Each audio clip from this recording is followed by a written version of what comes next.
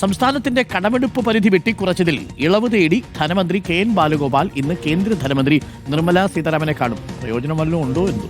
5900 കോടി രൂപയാണ് കേട്ടോ കേന്ദ്രം ഇക്കുറി നമുക്ക് വെട്ടിക്കുറച്ചിരിക്കുന്നത്. വൈകിട്ട് ദില്ലിയിലാണ് കൂടിക്കാഴ്ച. ബാലഗോപാൽ ദില്ലിയിലെത്തി.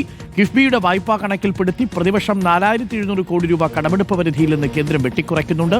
ഇതിനു പുറമെയാണ് കഴിഞ്ഞ ദിവസം 5900 കോടി രൂപ അധികം വെട്ടിക്കുറയ്ക്കുമെന്ന് കേന്ദ്രം അറിയിച്ചിരിക്കുന്നത്. അതിൽ പാലോടുണ്ട് കൂടുതൽ വിവരങ്ങളുമായി.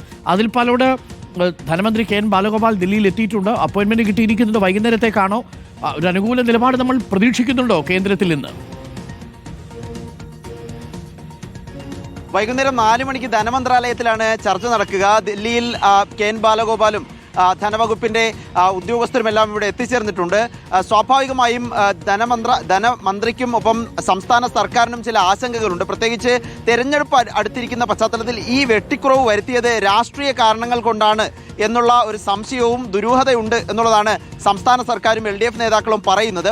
അവസാന സമയത്ത് പദ്ധതികളൊക്കെ മുടക്കാനുള്ള ശ്രമമാണ്, സർക്കാരിനെ പ്രതിസന്ധിയിലാക്കാനുള്ള ശ്രമമാണ് കേന്ദ്ര സർക്കാർ നടത്തുന്നത് എന്ന ആരോപണമാണ്. അരുൺകുമാർ, ചില കണക്കുകൾ പറഞ്ഞാൽ ഈ കണക്കുകൾ നമുക്ക് മനസ്സിലാകില്ലെങ്കിലും കൃത്യമായി പറഞ്ഞാൽ 23,000 കോടി രൂപയാണ് ജനുവരി മുതൽ മാർച്ച് വരെ സംസ്ഥാന സർക്കാരിന് ചെലവാക്കാൻ ആയി വേണ്ടത്.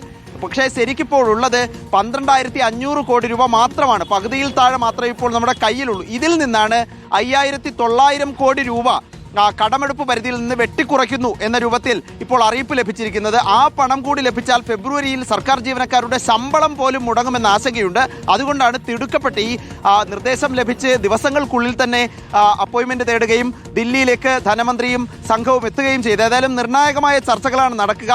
ചില ആശങ്കകൾ ഉണ്ടെങ്കിലും ഈ ഇളവ് ലഭ്യമാക്കാനും ഇളവ് നേടിയെടുക്കാനുമുള്ള ചർച്ചകൾ ഇന്ന് നടത്തും എന്നാണ് ധനമന്ത്രി വ്യക്തമാക്കിയിരിക്കുന്നത്. ധനമന്ത്രിയുടെ പ്രതികരണം ഉടനെ ലഭ്യമാക്കുകയും ചെയ്യും. ധനമന്ത്രി ഇപ്പോൾ കേരള ഹൗസിൽ വിശ്രമിക്കുകയാണ്. വൈകുന്നേരമാണ് ചർച്ച നിശ്ചയിച്ചിരിക്കുന്നത്. Arun, thank you. Nirmala Sitharaman, K N. Balagopal കൂടിക്കാഴ്ച വൈകുന്നേരം ഉണ്ടാവും.